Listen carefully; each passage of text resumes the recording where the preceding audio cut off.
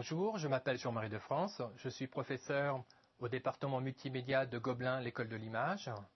J'ai par ailleurs rédigé plusieurs livres sur les techniques web aux éditions Erol. Le but de cette formation est de vous initier à la conception de sites dynamiques. Je vous guiderai pour cela dans l'installation des environnements de développement sur PC comme sur Mac. Nous verrons ensuite les différentes syntaxes et les manières de programmer le PHP ainsi que les commandes MySQL. Nous appliquerons ces deux techniques ensuite à la réalisation de plusieurs pages dynamiques. Je vous propose maintenant de passer à l'action et de commencer la formation. Pour commencer, je vous propose de faire un rappel sur le fonctionnement des sites statiques. Sur cette figure, nous avons à gauche le poste client et son navigateur. À droite, nous avons le serveur web et la page HTML. Pour illustrer son fonctionnement, nous allons voir le cas de figure d'un internaute qui désire consulter une page web. Celui-ci va saisir l'URL de cette page dans le navigateur. Dès sa validation, une requête HTTP est envoyée au serveur. Une fois réceptionnée, le serveur va rechercher la page HTML en question et la renvoyer via le même protocole vers le navigateur. La page HTML, une fois arrivée côté client, va être interprétée par le navigateur et le contenu de cette page va s'afficher à l'écran de l'ordinateur. Le fonctionnement des sites statiques est très simple. Cependant, il manque d'interactivité.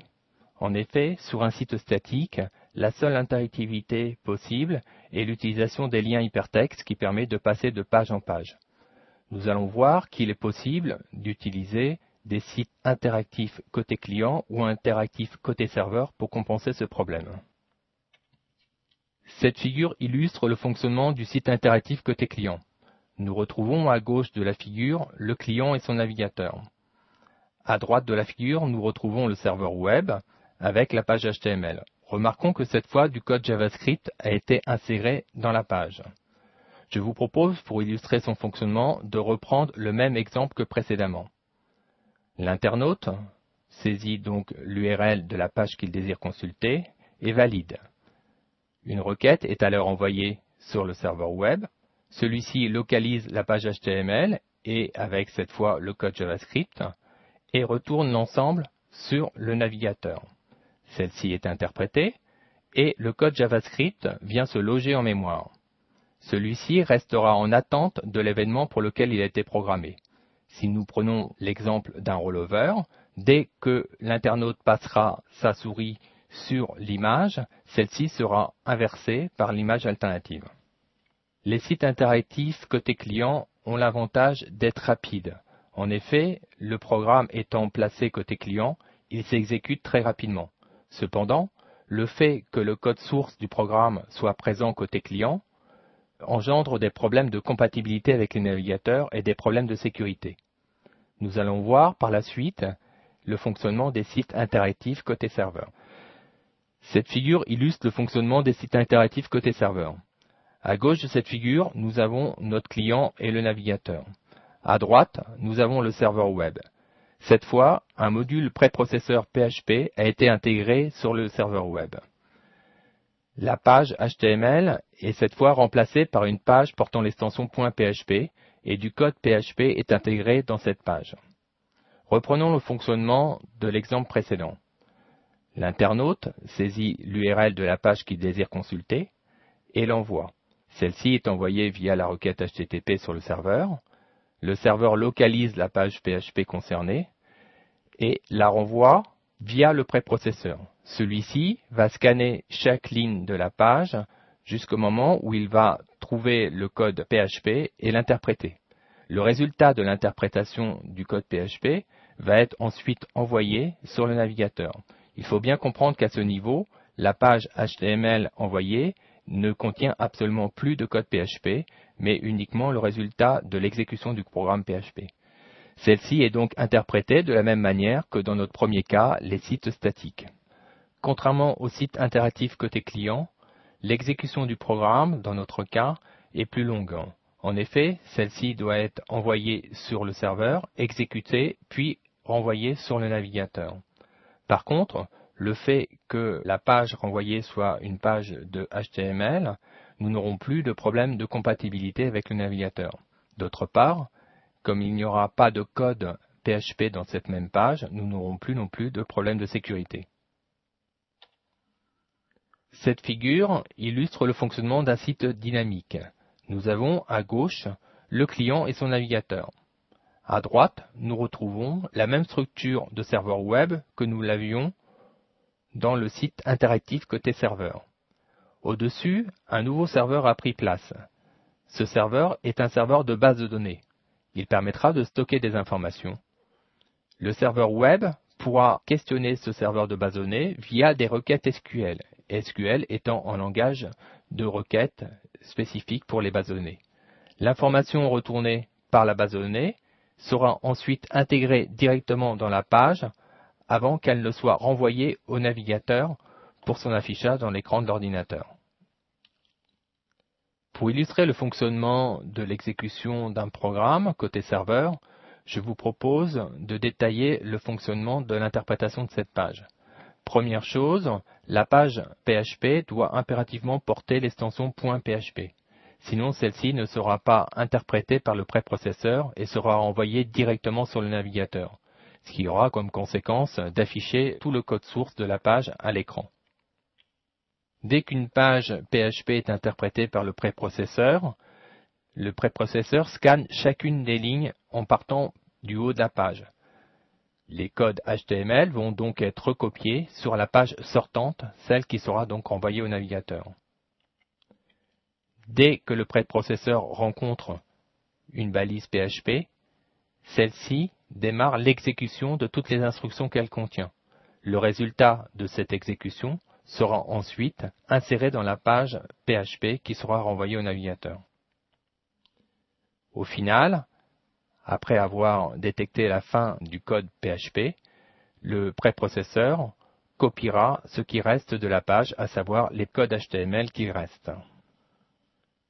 La page PHP résultante sera ensuite renvoyée au HTML et nous pouvons remarquer que cette page ne contient plus aucun code PHP, elle contient juste le résultat de l'exécution.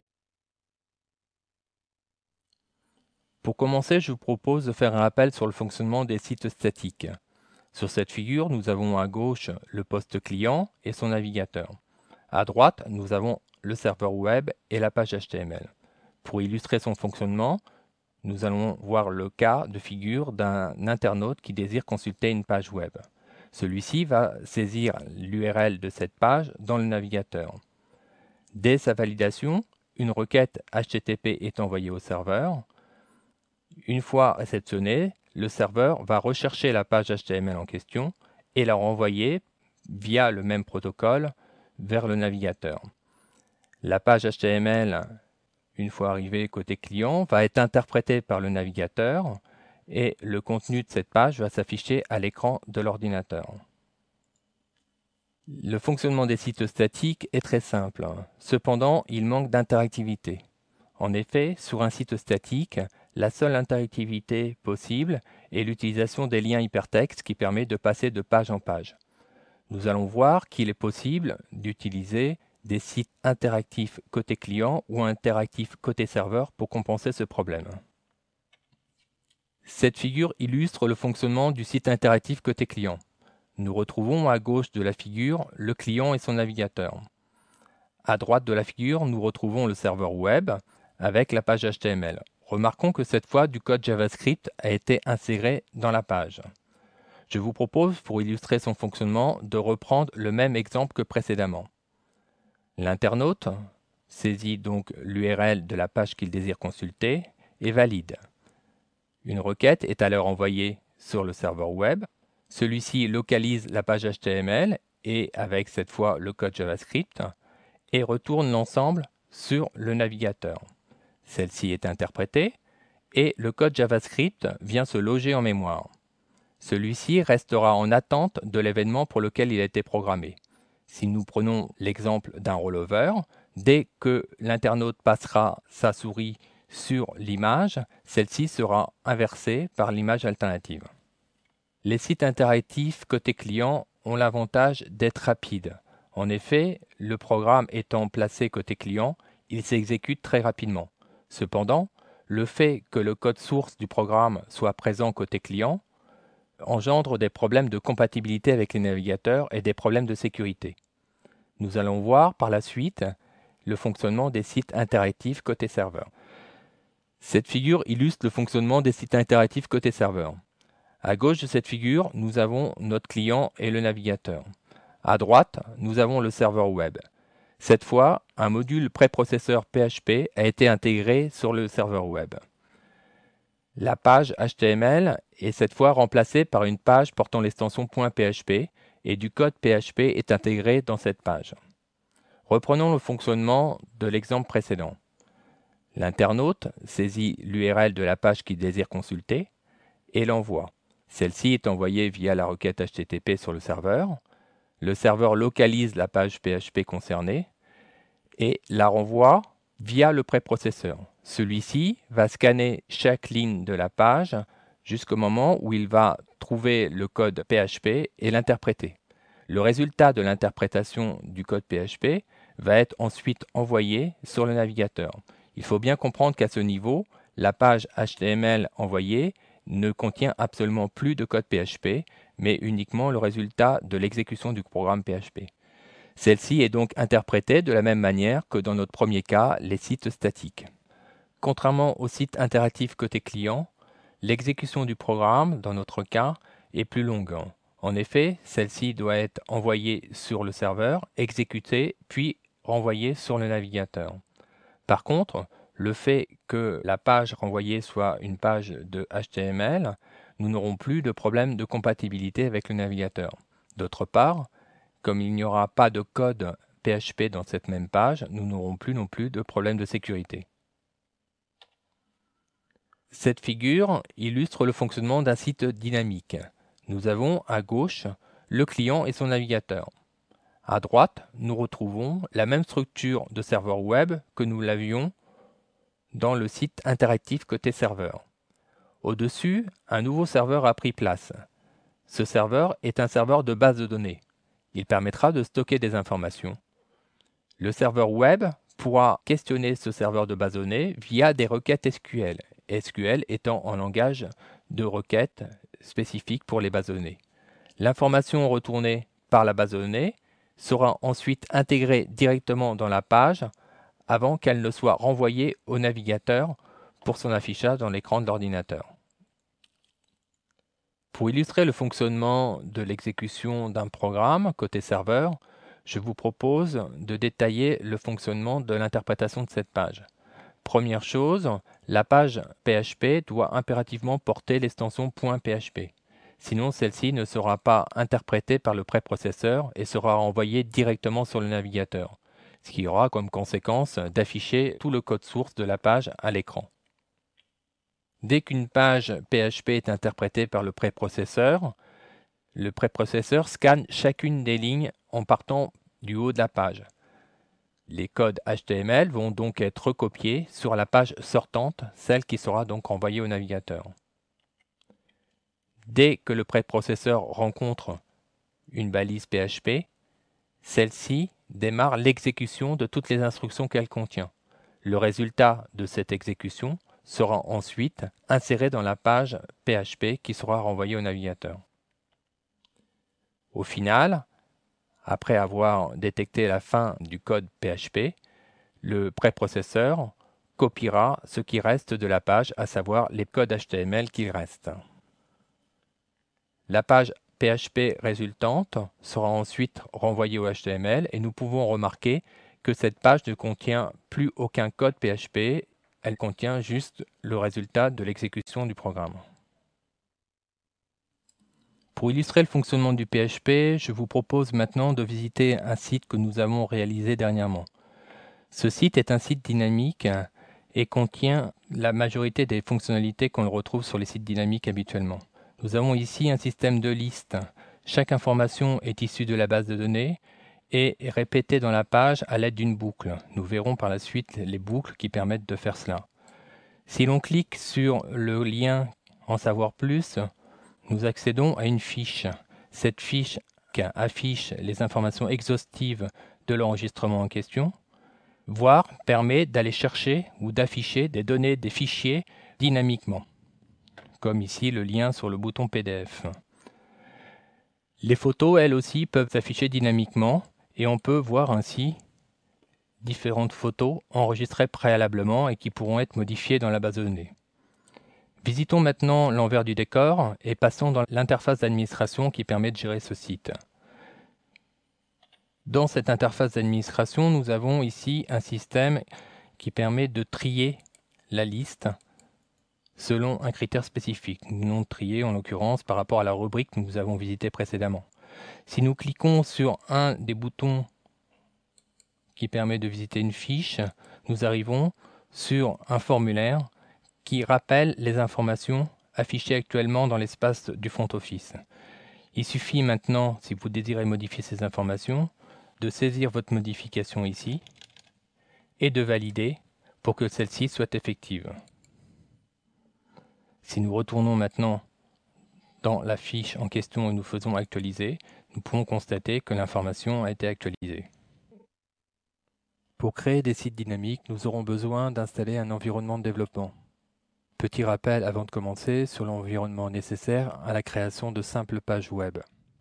Pour développer des sites statiques, nous avons besoin d'un éditeur de code qui nous permettra d'enregistrer la page sur le disque dur de notre ordinateur et d'un navigateur qui nous permettra par la suite de visualiser le contenu sur l'écran de l'ordinateur. Dans notre cas, nous allons devoir développer des sites dynamiques.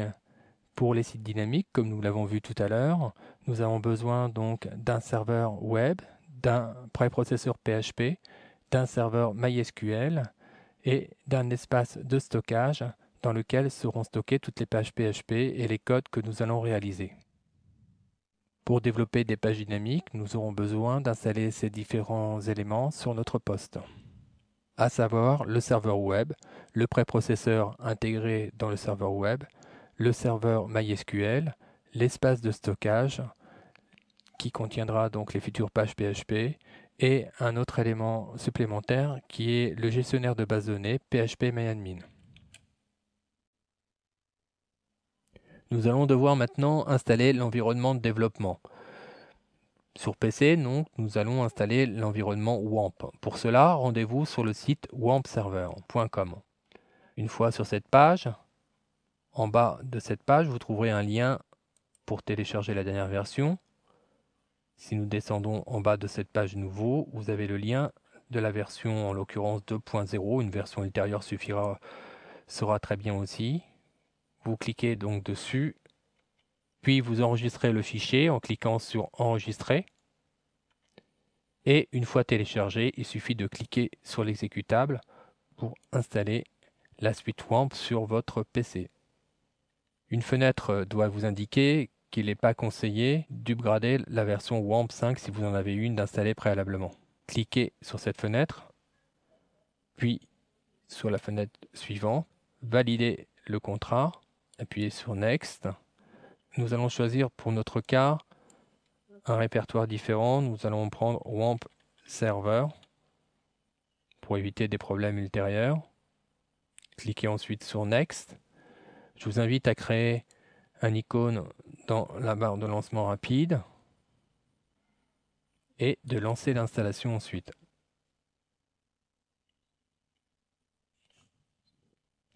Une fenêtre vous indique si vous désirez prendre Firefox, si toutefois celui-ci est installé. Je vous conseille de l'activer pour le prendre comme navigateur par défaut en cliquant sur le bouton Oui.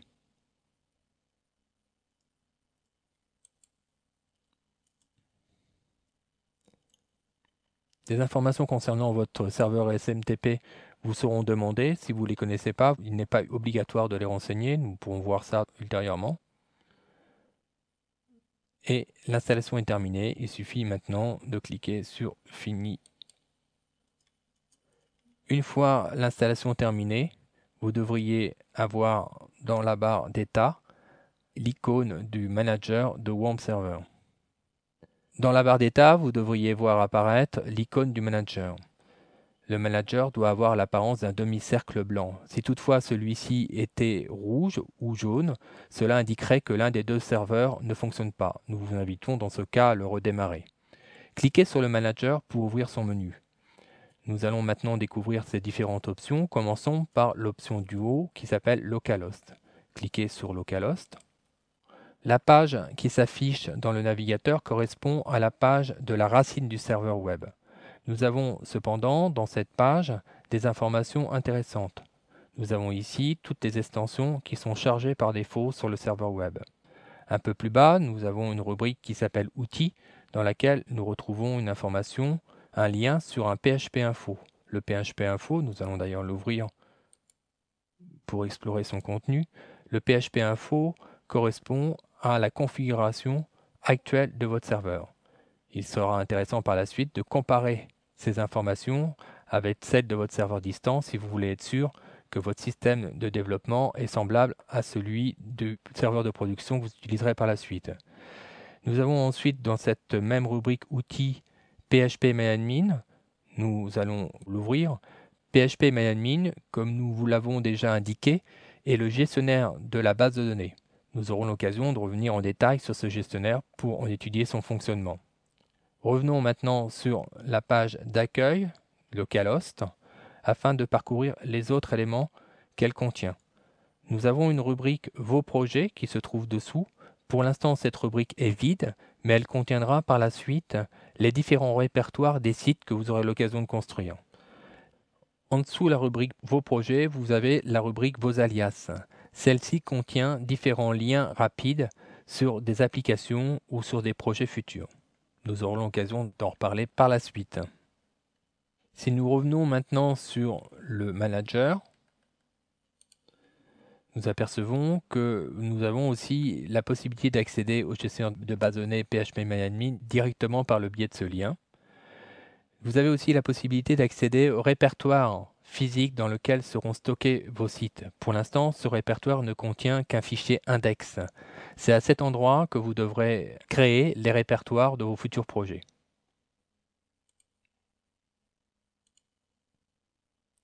Les autres rubriques du manager correspondent à la configuration d'Apache, à la configuration de PHP et à la configuration de la base de données MySQL.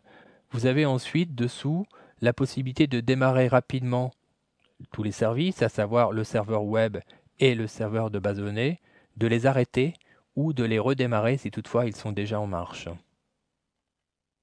Pour illustrer le fonctionnement de l'une de ces actions, je vous propose de redémarrer les deux serveurs. Nous cliquons pour cela sur le bouton Restart All. Comme vous pouvez le voir, le demi-cercle de WAMP Server du manager est passé de la couleur jaune, rouge puis blanche, ce qui indique que les deux serveurs sont démarrés correctement. Si toutefois vous désirez arrêter complètement l'application WAMP Server, il suffit pour cela de faire un clic droit sur le manager et de sélectionner l'option Exit. Il suffira ensuite d'aller dans votre programme Démarrer pour relancer l'application de sorte à pouvoir disposer de nouveau de l'application WAMP Server. Avant de commencer, nous vous proposons d'organiser votre espace de travail. Pour cela, nous vous invitons à récupérer les ressources qui sont jointes au DVD, de sorte à les copier dans le répertoire de travail www de notre serveur WAMP. Pour cela, à partir de C, cliquez ensuite sur le répertoire WAMP Server, puis 3W. Vous avez ici la page index que nous avons visualisée tout à l'heure lorsque nous avons fait une présentation du manager. Cette page affiche notamment toutes les extensions, les différentes applications auxquelles on peut accéder, à savoir PHPMyAdmin, et bien sûr par la suite les futures ressources que vous allez vous-même développer. Nous allons pour cela copier l'ensemble de ces répertoires directement à ce niveau. Il est important de ne pas supprimer la page index en question, sinon vous n'auriez plus accès à cette page d'accueil qui est bien sympathique. Une fois que vous avez installé tous les répertoires, vous pouvez fermer les fenêtres. Nous allons maintenant nous intéresser à l'éditeur Notepad. Nous avons choisi d'utiliser un éditeur très simple, en l'occurrence Notepad, mais vous pourriez tout aussi bien utiliser l'éditeur de votre choix. ou encore un éditeur de type WYSIWYG comme Dreamweaver par exemple. Sachez que tous les programmes que nous allons développer par la suite pourront être réalisés de la même manière quel que soit l'éditeur choisi. Avant de commencer à utiliser cet éditeur, je vous invite cependant à configurer certains paramètres. Cliquez pour cela dans le menu sur Paramétrage, puis sur Préférences. Cliquez ensuite sur l'onglet Nouveau document répertoire. Nous vous suggérons d'utiliser l'encodage UTF-8. En ce qui concerne le langage par défaut, nous allons donc programmer en PHP. Il est conseillé donc de le configurer sur PHP de sorte à ce que la coloration syntaxique puisse se caler automatiquement sur le langage PHP. En ce qui concerne les répertoires d'ouverture et de sauvegarde, nous allons nous caler sur le répertoire que nous venons de créer, à savoir 3W. Vous pouvez parcourir éventuellement ceci à partir de la racine, donc C, WAMP Server, 3W. Sélectionnez ce répertoire par défaut et fermez l'application. Pour les utilisateurs de Macintosh, je vous propose maintenant de commenter la démarche pour télécharger un environnement de développement. Celui-ci, contrairement au PC, s'appelle MAMP, MAMP M pour Macintosh, contrairement à WAMP qui était destiné à Windows. Il y existe donc deux suites, une suite pro et une suite gratuite. Nous allons donc nous utiliser pour cette formation la suite gratuite. Vous descendez en bas de la page du fournisseur de l'éditeur de cette suite, donc en vous rendant sur l'adresse mamp.info et vous cliquez sur le bouton de téléchargement. Vous arrivez sur une seconde page où vous avez la possibilité de choisir votre environnement, l'OS, le type d'OS dont vous possédez. Et nous allons cliquer, nous en l'occurrence, sur Intel Mac. Le téléchargement s'opère. Nous proposons donc de l'enregistrer sur votre ordinateur. Validez cette fenêtre.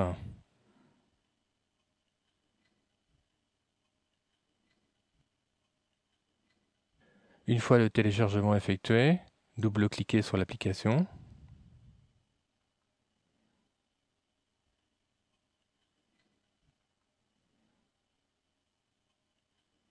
Puis sur le bureau, cliquez sur l'icône qui est décompressée. Et pour l'installation elle-même, c'est très simple. Il suffit de prendre donc le dossier MAMP et de le glisser simplement dans votre dossier application. Dès lors, votre environnement de développement est installé sur votre Macintosh et vous allez pouvoir l'utiliser. Maintenant que l'application est installée sur le Macintosh, je vous propose donc de démarrer cette application. Pour cela, nous allons aller dans le répertoire Applications de votre ordinateur et vous devriez trouver donc un répertoire MAMP.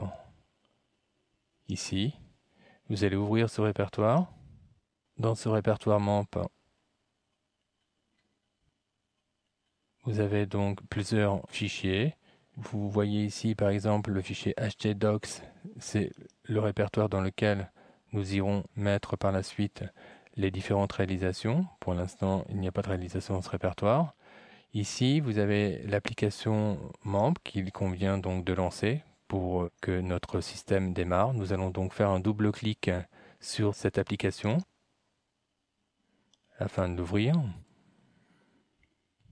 Dès lors, dès que l'application est lancée, une page d'accueil s'affiche, ainsi qu'une petite fenêtre qui vous indique que les deux serveurs, à savoir le serveur web Apache et le serveur MySQL, sont tous les deux en état de fonctionner, puisque les deux voyants sont verts.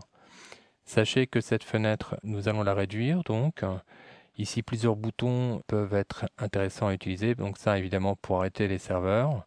Ce bouton permet d'accéder donc à la page d'accueil que nous avons derrière, qui est ici, que nous allons utiliser juste après. Vous avez ici les préférences et le bouton quitter.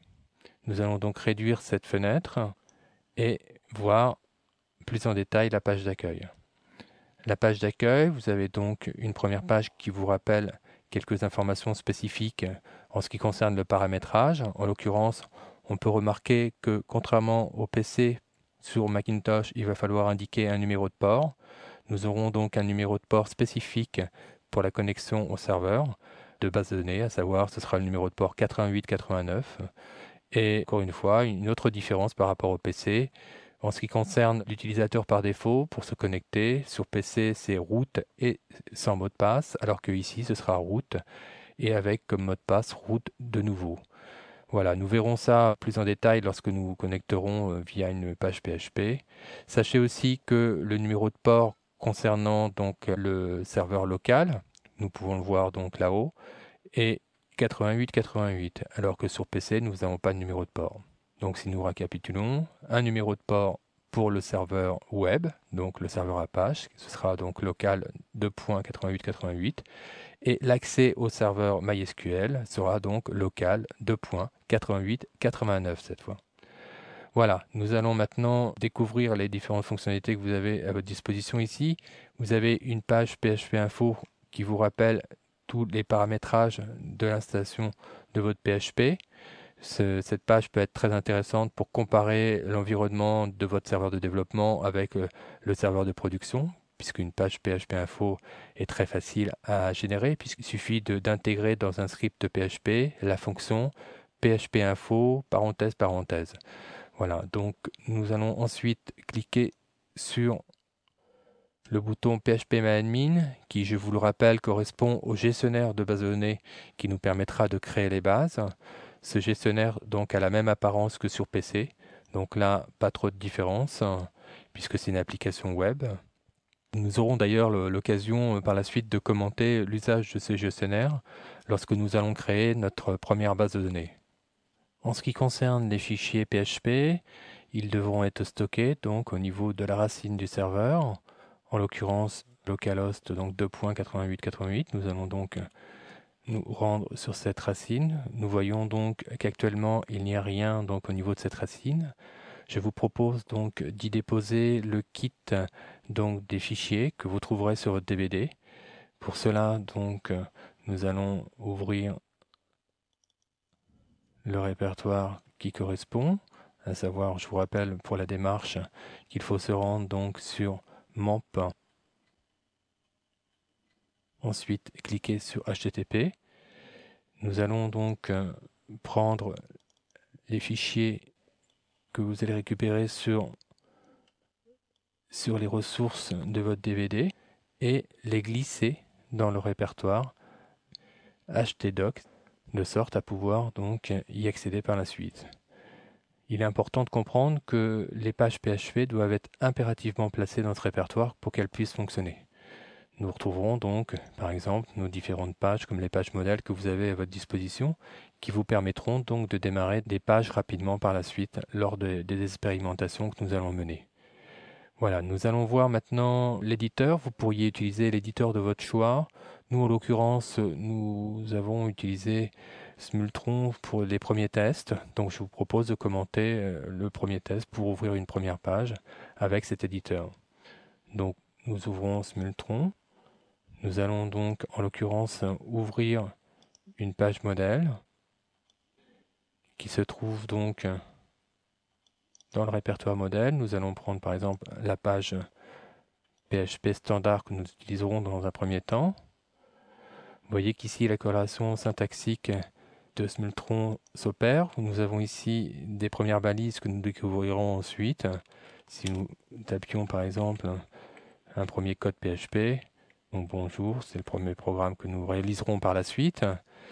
La corrélation syntaxique est aussi appliquée donc à la partie PHP qui se trouve ici. Voilà, nous vous proposons par exemple d'enregistrer ce fichier.